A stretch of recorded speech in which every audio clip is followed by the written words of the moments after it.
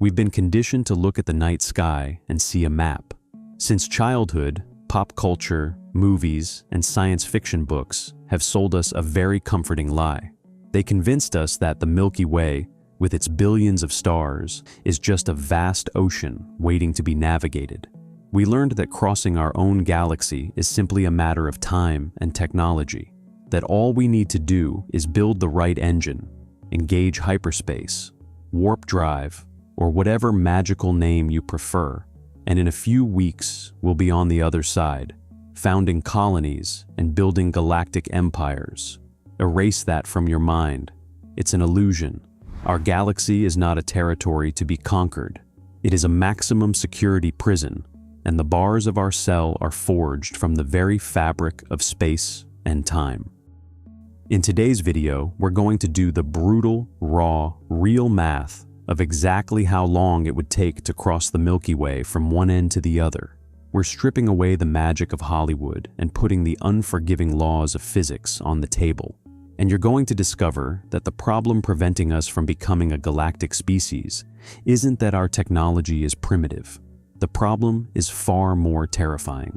The problem is that even if you break physics and manage to travel at the absolute speed of light, when your ship finally reaches the other side, the humanity you left behind will no longer exist. To begin understanding the monster we're facing, we first need to fix our ruler. The human brain evolved to calculate distances in kilometers or miles. We understand what it means to walk to the neighboring town, drive across a continent, or even fly over an ocean. But when astronomers say the Milky Way is 100,000 light years in diameter, our brains simply shut down. The number is too large, so we treat it as just another long distance. We need to humble our perception. Let's shrink things down to a scale we can touch. Imagine that our entire solar system, from the boiling sun to the distant, frozen orbit of Neptune, were shrunk down to the exact size of a $1 coin. Place that coin in the palm of your hand. On this imaginary scale, the closest star to our sun, Proxima Centauri, would not be at your fingertip. It would be roughly 100 meters away, the equivalent of an entire soccer field of absolute emptiness between two coins. Now, keeping that same proportion, how large would the entire Milky Way be? If our solar system is a $1 coin, our galaxy would be the size of the entire North American continent. We are microbes living in a single groove of a coin, and we want to cross an entire continent where there are almost no other coins, only freezing and dark emptiness. Let's use our best current technology to attempt this imaginary crossing. The fastest machine human engineering has ever built is NASA's Parker Solar Probe. Using the sun's gravity as a slingshot, it can reach staggering speeds of about 700,000 kilometers per hour. That's unimaginable speed on Earth. You could circle our planet in just minutes. If we placed astronauts in a ship traveling at that exact speed and aimed it toward the opposite side of the Milky Way, the journey would take approximately 1,700,000,000 years. Earth is about 4.5 billion years old. If you went back 1,700,000,000 years into our planet's past, you wouldn't find dinosaurs. You wouldn't find trees, insects, or fish. Life on Earth consisted only of bacteria and microscopic single-celled organisms floating in toxic oceans. The continents didn't even have the shapes we recognize today. If our bacterial ancestors had built a spaceship with our current technology and launched it back then, they would only be arriving at the other side of the galaxy today. Our most advanced technology is, on the cosmic scale, an insect crawling through mud. But of course, someone might argue that technology will evolve, that in the future we won't use primitive rockets. Let's say that in a distant future, humanity unlocks all the secrets of the universe. We master quantum physics, energy manipulation, and build the ultimate ship, one capable of traveling exactly at the speed of light, 300,000 kilometers per second, the absolute speed limit of the universe, dictated by Einstein's own laws. There is no way to go faster without breaking reality itself.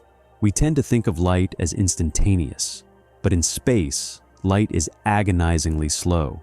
If your perfect ship left Earth today, traveling at 100% of the speed of light, the journey to cross the Milky Way would take exactly 100,000 years. Once again, the numbers deceive us. 100,000 years sounds small compared to a billion, but let's look at our own history. What does 100,000 years mean for the human race? The entirety of human civilization, everything we consider history, is only about 10,000 years old. The invention of agriculture, the construction of the pyramids of Egypt, the Roman Empire, the age of exploration, the Industrial Revolution, the World Wars, and the moon landing. All of it happened in a blink of 10 millennia. A journey from one end of our galaxy to the other, at the maximum speed nature allows, would consume 10 times the entire history of human civilization. If a crew of astronauts left Earth today toward the far side of the Milky Way at the speed of light, by the time they arrived, the Earth they knew would be buried under the dust of 100 millennia. Nations would have collapsed. The languages we speak today would have been forgotten for tens of thousands of years. Human biological evolution would continue. Perhaps the human species on Earth would have evolved into something unrecognizable, or, statistically more likely, would already be extinct. The heroes who crossed the galaxy would have no one left to report their discoveries to.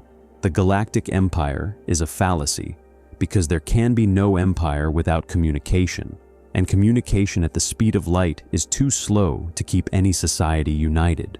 A king on Earth would give an order, and his subjects on the other side of the galaxy would only receive the message 100,000 years later, when the king, his kingdom, and his memory had already turned to dust.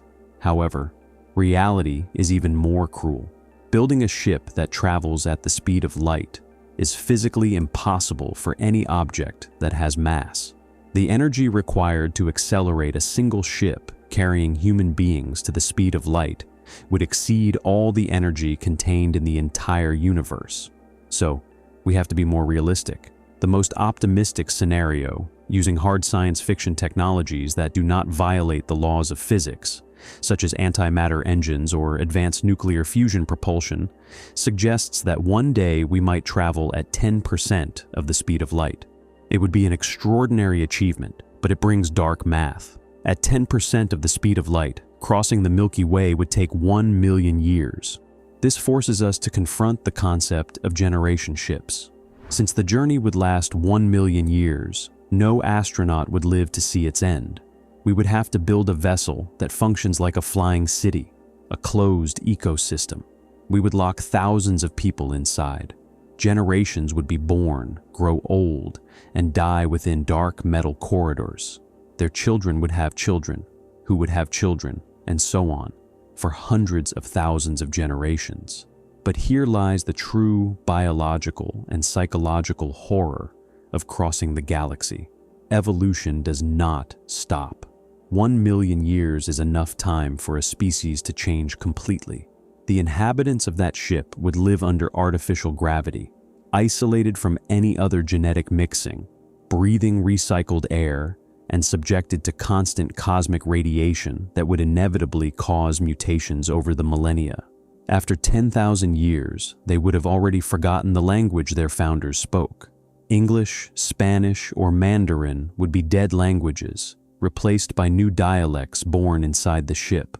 After 100,000 years, the very history of Earth, the blue continents, the oceans, the yellow sun, would become nothing more than myth, a distorted religion told by priests on the engineering decks.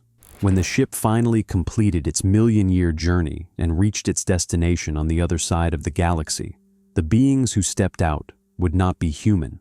Adaptation to the closed environment, genetic changes, and the cultural abyss would have created an entirely new species, perhaps pale, with different bones and minds alien by our standards. We would not be colonizing the Milky Way. We would be building a flying sarcophagus, placing a human seed inside, and letting it germinate in the darkness for 1 million years, until something that is not us emerged on the other side. And this is where we reach the most staggering point of our journey, the terrible detail that space exploration stories always forget to mention, the great hidden obstacle. There is a plot twist in the mechanics of the universe. We tend to look at the stars and treat them as fixed points, motionless islands in a black ocean. But the universe is not static. Everything is moving at terrifying speeds. The Milky Way is a spinning disk. It rotates in a chaotic and relentless cosmic ballet. Our own solar system is orbiting the galactic center at nearly 800,000 kilometers per hour. Other stars are also racing along in their own complex orbital paths. On top of that, stars are not eternal. They are born in nebular nurseries, burn their fuel over ages, and eventually die. Some fade quietly. Others explode with the fury of billions of nuclear bombs in events called supernovae, wiping out any planetary system around them. This creates an insurmountable logistical problem for long-distance travel. Light has a speed limit. When we take our most powerful telescopes and look at a star system 80,000 light-years away, on the opposite side of the galaxy, we are not seeing that system as it is today. We are seeing it as it was 80,000 years ago. The light reaching our eyes today began its journey when Neanderthals were still walking the Earth. We are literally looking at ghosts. If our descendants point their mega-generation ship toward that star system and begin traveling for 1 million years, they are not traveling toward a physical location. They are traveling toward a very old photograph. During the million years it takes the ship to arrive, the galaxy will keep rotating. That target star will no longer be at that coordinate. It will have traveled millions of kilometers in another direction. And worse, it may not even exist anymore. It may have exploded 500,000 years ago, and the light from that explosion simply hasn't had time to reach the ship to warn the travelers. Crossing our galaxy is like trying to hit a target you cannot truly see, that is moving at hundreds of thousands of kilometers per hour, based on information that is tens of thousands of years outdated. It is firing into the dark while blindfolded, and hoping that after 1 million years of blind flight, there will be a habitable planet exactly where your mathematical model, created by ancestors long turned to dust, predicted it would be. This brings us to a very deep and heavy philosophical reflection about our place in the cosmos. It is the coldest and most realistic answer to the famous Fermi paradox, the question of where all the aliens are. If the universe is so vast and so old, why have we never seen anyone? The answer may be that the universe has established a perfect and inviolable quarantine mechanism. The laws of physics, specifically the limit of the speed of light and the absurd expansion of space, suggest that intelligent life was not meant to mix. Perhaps right now, thousands of civilizations are flourishing in the Milky Way. Peaceful civilizations, warrior civilizations, stellar philosophers and engineers.